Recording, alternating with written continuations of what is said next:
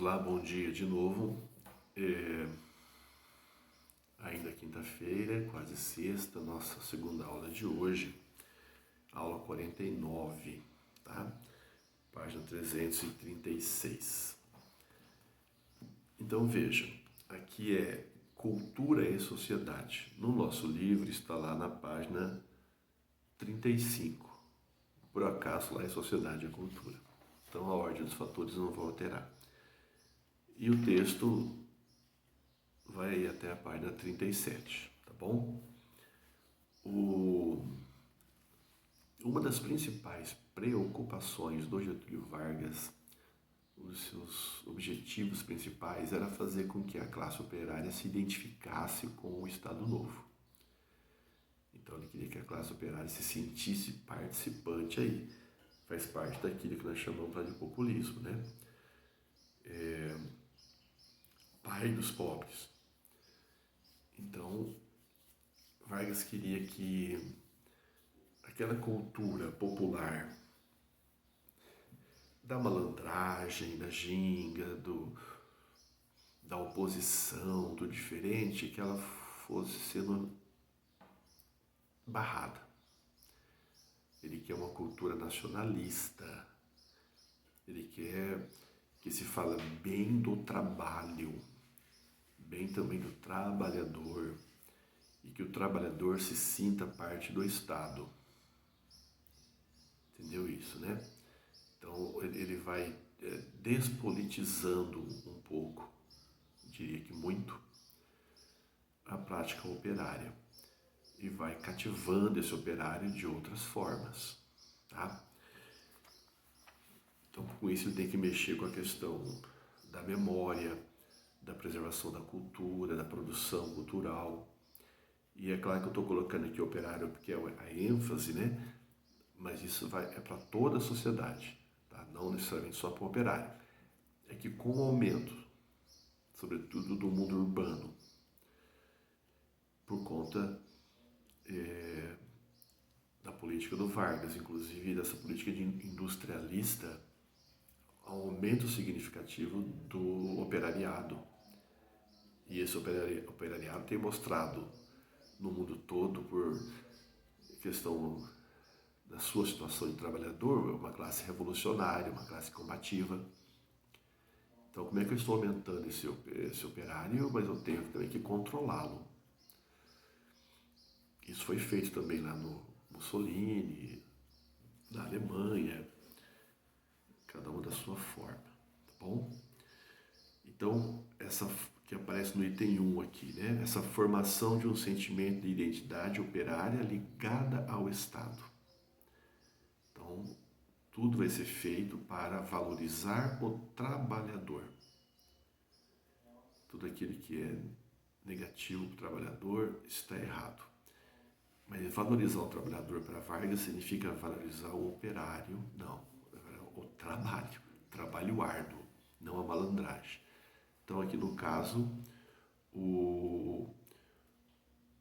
que o ser operário seja um orgulho para o trabalhador. Vargas fazia parte dele pessoalmente, né? Todo o discurso dele, eu já falei, ele começava com a frase trabalhadores do Brasil. Tem um lance muito interessante ligado ao DIP, mas que mostra isso também. Uma das questões que você vai ter que responder lá, né? Traz uma parte de uma música, que eu não sei se tem...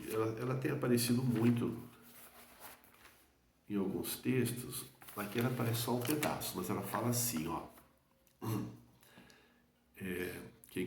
Vários cantaram essa música, eu lembro que de Wilson Batista, se possível, talvez eu coloque um pedacinho dessa música para vocês lá como vídeo, tá? Você vai adorar, é claro, né? Ela fala assim: quem trabalha, quem tem razão, eu digo e não tenho medo de errar.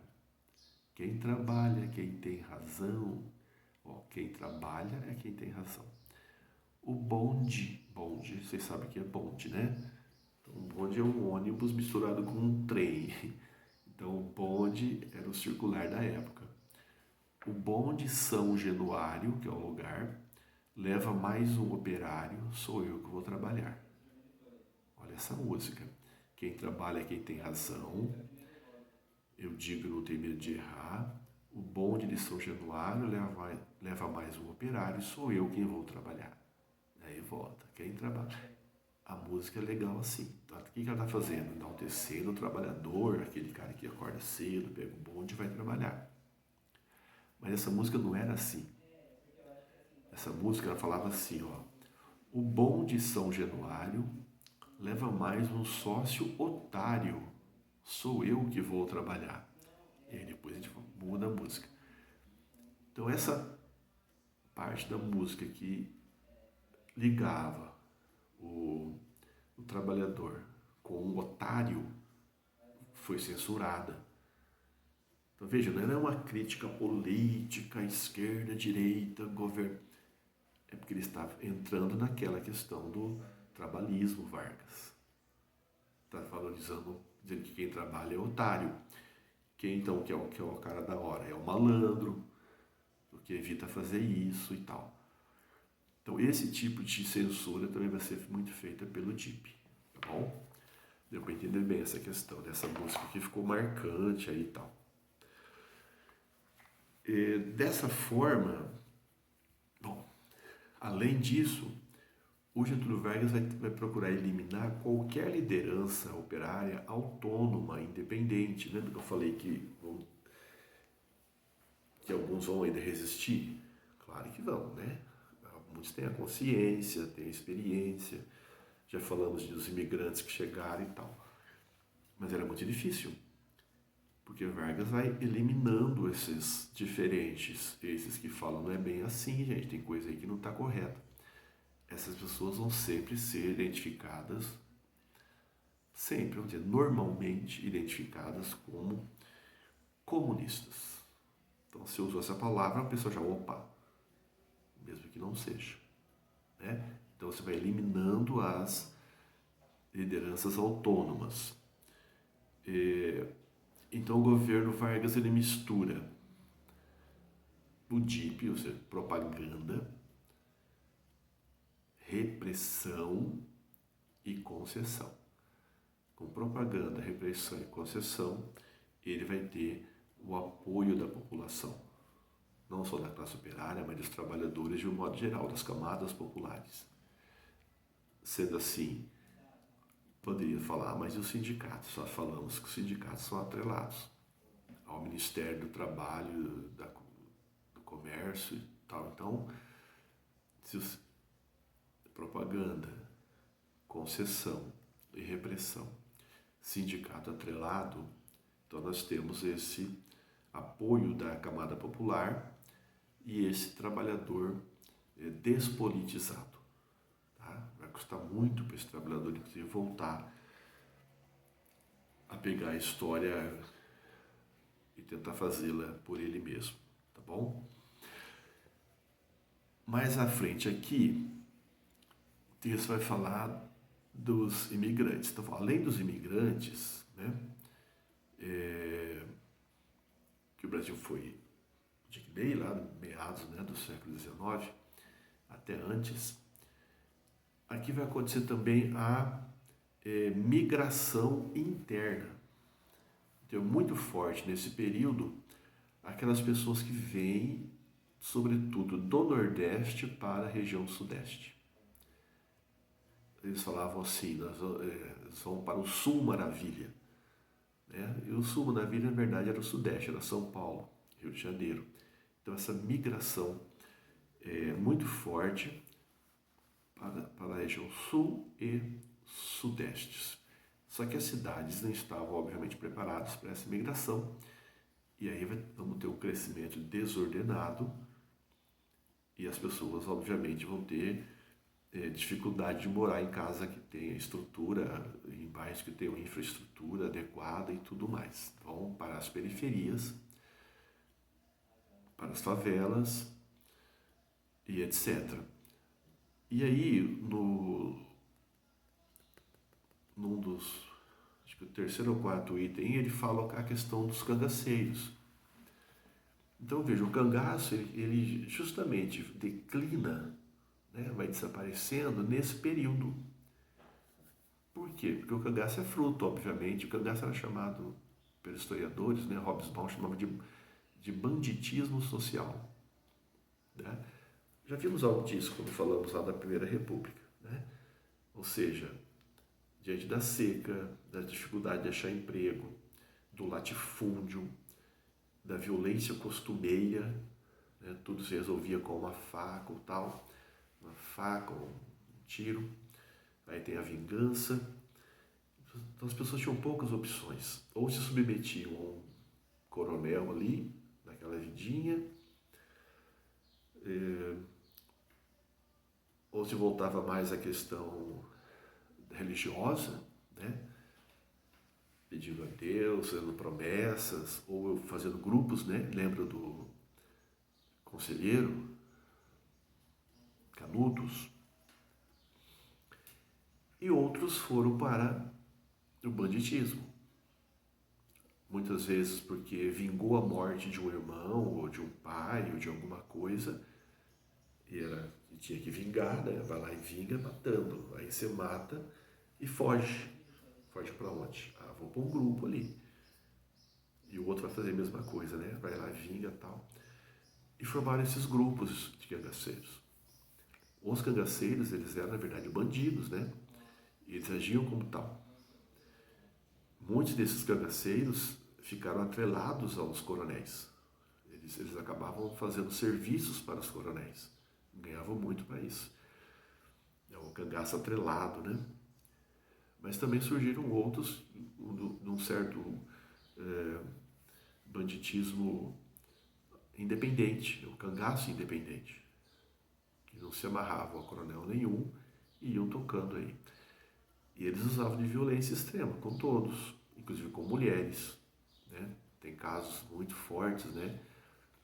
Tem um que Lampião manda amarrar uma senhora, uma velha que desacatou, né? Num pé de mandacaru. Mandacaru é um cactus, né?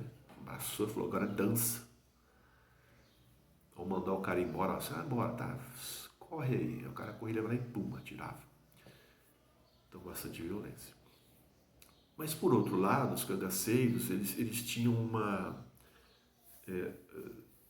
eles eram admirados. Como é que pode?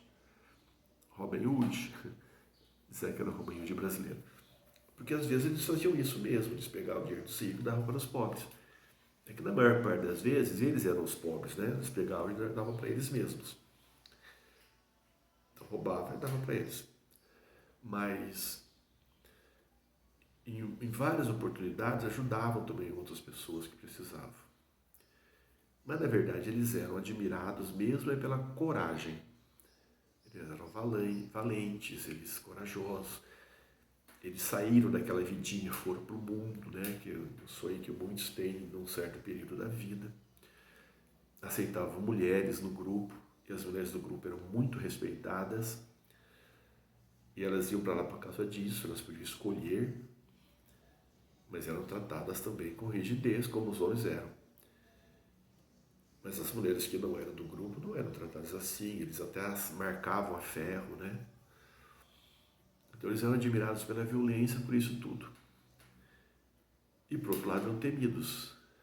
Então admirados pela coragem, temidos pela violência que eles infringiam. Pois é, nesse período o cangaço vai diminuindo, porque é como se aparecesse uma opção, uma alternativa, qualquer alternativa. O Sudeste lá tem emprego. Ó, parece que parou, então vou dar uma olhadinha. Não parou, não. Ainda bem que eu não desliguei. Bom, entendemos isso aí, né? Então, a questão do banditismo social que vai aparecer aqui. No nosso texto também tem alguma coisa sobre isso, lá na página 36 tem uma foto aí de uns cangaceiros. Legal que do Lampião tem foto, tem até entrevistas do Lampião, né? Lampião e Maria Bonita. Por que eu estou colocando? Porque esses são os personagens mais lembrados. Então, Lampião e Maria Bonita, Corisco e Dadá são os principais. Tem o Cabeleira, tem outros, mas são os que nós temos mais como principais. Eles eram perseguidos pelos soldados, que eram chamados de volantes, e também apelidados de macacos. E o problema também está aí. A prática da volante, a prática da polícia era muito igual a do cangaço.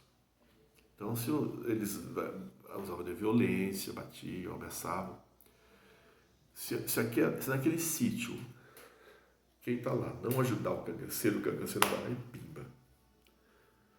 Mas se naquele sítio eles ajudarem o cangaceiro, quando a polícia chegar, é a polícia que faz isso. Inclusive estuprando as mulheres, agredindo.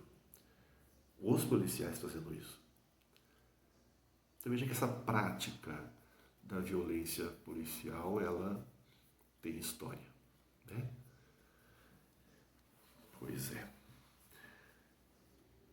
Mas não se desenvolve muito ali o tema do cangaço, né? Teria muito para falar sobre o cangaço, porque faz parte, inclusive, de certa mitologia já, né?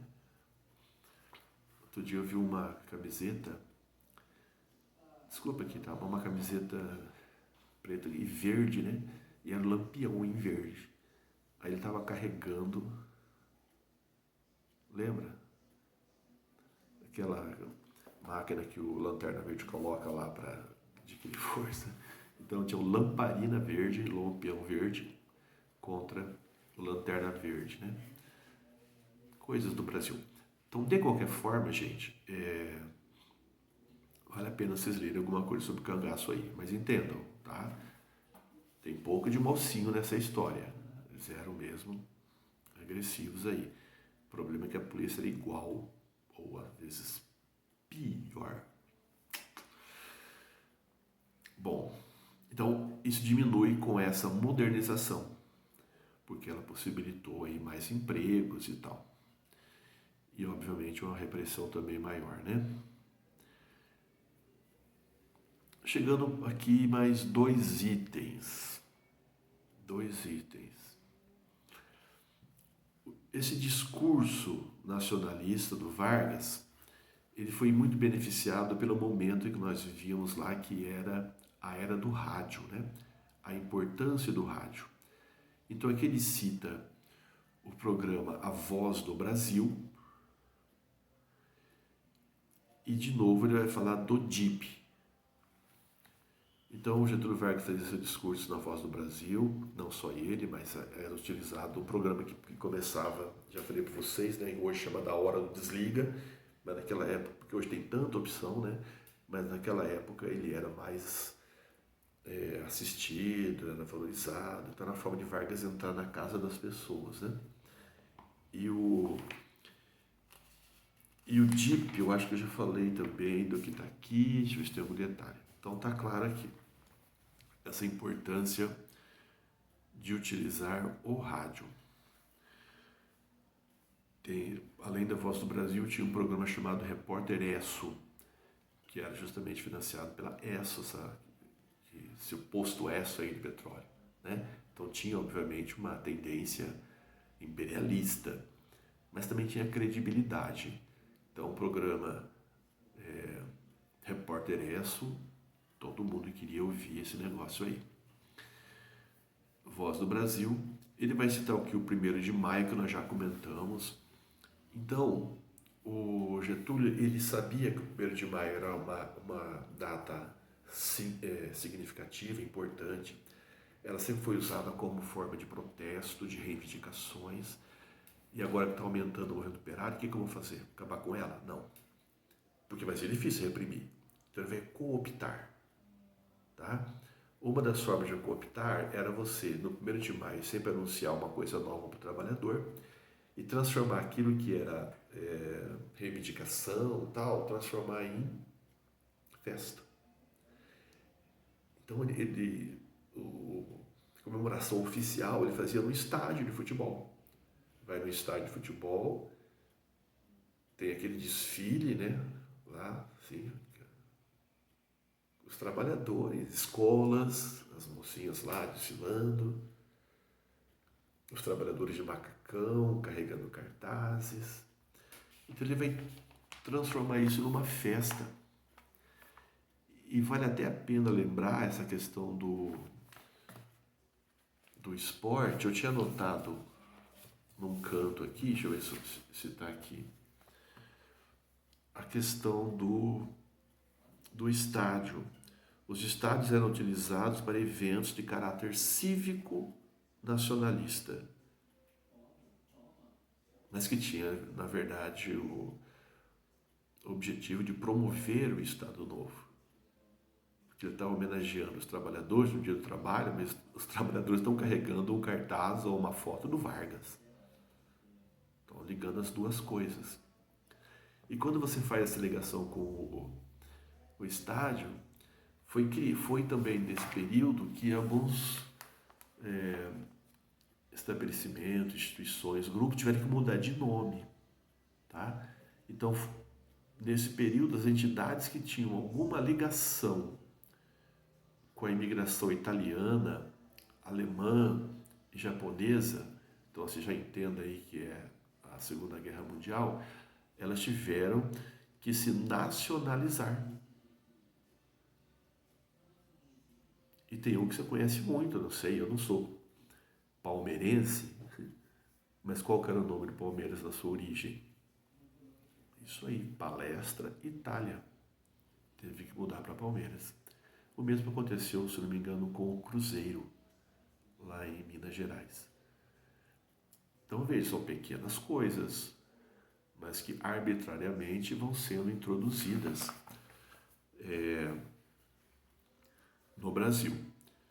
E o grande destaque é o rádio, porque nós estamos tentando aqui, o Vargas está tentando criar, na verdade, uma identidade nacional, né? Na verdade, uma identidade nacionalista. E como é que ele vai atingir todos esses territórios, toda essa área aqui no Brasil? Pelo rádio. Então, o rádio era um instrumento de integração territorial e um meio de construção da identidade do brasileiro. Olha, mas o rádio? Pois é, ó. Nós estamos com tanta tecnologia que o rádio ainda está funcionando. Ele ainda está aí, tá? E alguém até fala, celular é bom é aquele que tem rádio. Eu não sei. Mas tudo isso feito por meios autoritários. Então você vai até exaltar a memória, promover a cultura brasileira, mas de maneira mais autoritária. O Mário de Andrade, ele aparece aqui no seu texto, lá na página 37, tem um desenho do Mário de Andrade, feito pela Anita Malfatti. Tá? Por quê? Porque ele participou também desse projeto. Ele não era fascista, mas ele participa desse projeto de resgate da memória. Então, antes de falar dele, lembra assim, nós tínhamos aquela Semana de Arte Moderna em 22. Aquela lá vai valorizar a busca da nossa identidade, da cultura genuinamente brasileira, com temáticas populares, mas também com a influência de um modelo estrangeiro. Você pode pegar um modelo estrangeiro e adaptar. Tá? Já o Estado Novo, ele tem um tom mais nacionalista. Inclusive também japoneses, foram perseguidos aqui nesse tempo. Tá? E esse nacionalismo muito estimulado pelas campanhas promovidas pelo DIP, que nós já vimos que era para valorizar Vargas, mas também fazia esses grandes eventos, né? Exaltando a cultura nacional e o regime do Estado Novo. Aí entra os estádios de futebol e tudo mais. Aí você pega o Mário de Andrade também e relaciona com o que no último item que temos, né, que ele fala do SPAN, Serviço de Patrimônio Histórico e Artístico Nacional. Olha que criação interessante. Então veja, ele vai se preocupar com isso daqui. Ele vai entender cada vez mais que preservar o patrimônio histórico é importante para formar a memória e formar a identidade nacional. Então o Serviço de Patrimônio Histórico aqui vai ter o envolvimento do Mário de Andrade e os primeiros tombamentos, vocês sabem que é tombamento, né? Que derrubou não, tá? É que preservou, né? Então os primeiros tombamentos vão ser justamente aquelas cidades mineiras que vocês já devem ter ido. Ouro Preto, Mariana, Diamantina, o Pelourinho, lá, só que é lá na Bahia, tá? Então esses aí estão entre esses primeiros tombados. Já fui em Ouro Preto algumas vezes, com aluno, com família, e sempre dá vontade de ir outra vez. Porque apesar de ser muito pequeno ali, é muito rico, né? Em detalhes e em história, tá bom? No Pelourinho só fui uma vez, um pouquinho mais longe, né? Então, com aquela repressão à malandragem e o estímulo, a ideia de trabalho árduo,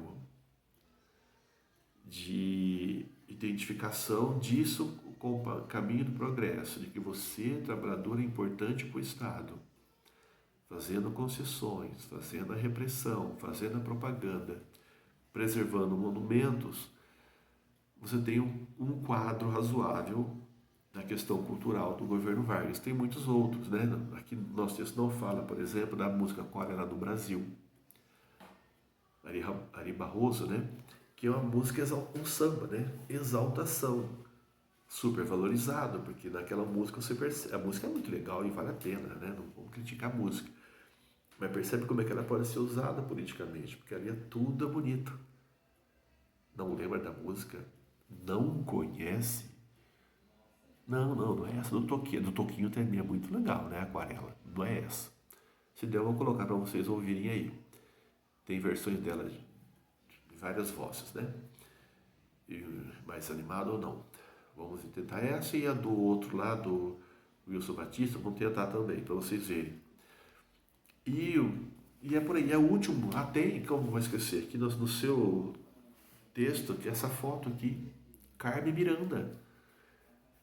Então a Carmen Miranda, ela era portuguesa, mas foi naturalizada brasileira. Famosíssima, cantor, tal, bela. Eu não vou, acho que não vou colocar dela alguma coisa não, porque é mais fácil de achar, né? Talvez coloque. Sorriso largo, né? E quando o Brasil se aproximou dos Estados Unidos durante a período de guerra, ela que vai ser levada, né? Vai virar uma artista internacional, vai ser super reconhecida e muito remunerada também, tá? Carmen Miranda, representando aqui. Tem outros elementos, mas esses outros elementos vão aparecer nas outras duas aulas próximas que nós temos, tá? Lembra aí da figura do Pato Donald? Pois é, nós temos o Zé Carioca. Quem será esse? Que também representa um tipo de brasileiro. Vamos acabar com isso aqui agora com a questão da 336. A política cultural do Estado Novo com relação aos intelectuais caracterizou-se pela repressão indiscriminada? Não, discriminada não, já falamos que havia uma seleção de quem era perseguido. Tá? O Graciliano Ramos, só que ele foi morto, ele foi preso em 36, né? Mas ele vai lá, Memórias do Cárcere. B, por um clima de ampla liberdade, já esquece. Pela indiferença, os intelectuais não tinham expressão, não, isso também não. Tinham importância e tal. Pelo desinteresse em relação aos intelectuais, também não. Se a próxima aula vai falar do Sérgio Buarque de Holanda, do Gilberto Freire, tá? E a última, por uma política seletiva, através da qual só os adversários frontais eram censurados, isso é verdade. E, de elementar. A segunda aqui, eu vou mandar também a foto dela para vocês. A pergunta é a seguinte, passando da nossa hora, né? O sentido do termo nacionalismo remonta à conjuntura das revoluções burguesas. Com a emergência das contradições sociais do capitalismo, surge uma nova estratégia para garantir uma nova coesão social. Olha só que texto interessante, né? A ideia de nação. No Brasil, principalmente na chamada Era Vargas, o nacionalismo se firmou como propaganda oficial. Nacionalismo se firmou como propaganda oficial. Discuta os principais efeitos dessa propaganda no campo da cultura, da política. Bom, mesmo que eu vou mandar para você, entenda-se no campo da cultura, nós temos a propaganda de Vargas, orientada para o nacionalismo e a valorização do trabalho, o trabalho árduo e tal, nada de malandragem. Ressaltar a concepção de um ser brasileiro oposto, diferente do preguiçoso, do indolente, do vagabundo, do tal, tá? E em termos políticos, o meio de comunicação, as imprensas, o rádio, né? Amplamente utilizados na construção da imagem positiva da nação, do trabalhador e de Vargas, acima de todos eles. Destaque aí para a atuação do TIP, fazendo a censura e a propaganda, tá bom? Até a próxima, bom fim de semana, juízo, mas não muito.